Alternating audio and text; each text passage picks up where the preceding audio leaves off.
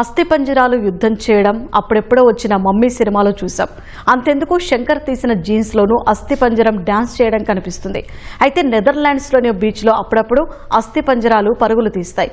అస్థిపంజరాలంటే నిజమైనవి అనుకునేరు కాదు, దూరం నుంచి చూస్తే ఎముకల గూడులా కనిపిస్తాయంతే. ఇంతకీ ఏంటా ఆకృతులు, ఎందుకలా పరుగులు తీస్తాయో ఈ కథనంలో చూద్దాం.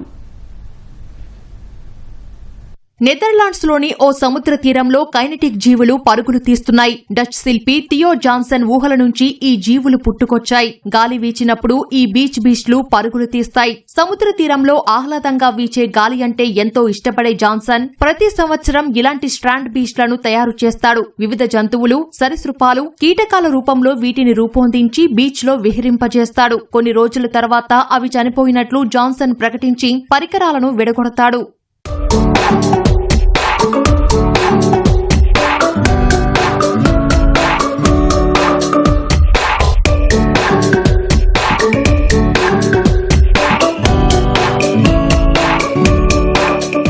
నెదర్లాండ్స్ బీచ్లలో విహరించే ఈ అస్థిపంజర జీవులను చూసేందుకు పర్యాటకులు చాలా ఆసక్తి చూపిస్తారు. పిల్లలు కేరింతలు కొడతారు. జాన్సన్ ఇంట్లో ఈ స్ట్రాండ్ బీచ్ కర్మాగారం ఉంటుంది. ఇక్కడే జాన్సన్ వాటికి ప్రాణం పోస్తాడు. పీవీసీ పైపులు, ప్లాస్టర్లు, ప్లాస్టిక్ బాటిళ్లు, చెక్కలు, స్క్రూలతోనే ఆయన పనంతా సాగుతుంది. 1990లో ఇలాంటి తొలి నమూనాను అతడు తయారు చేశాడు. తనకు ఈ పని తప్ప వేరేది తెలియదని, ఇదే తనకు ఆనందాన్ని ఇస్తుందని జాన్సన్ తెలిపాడు.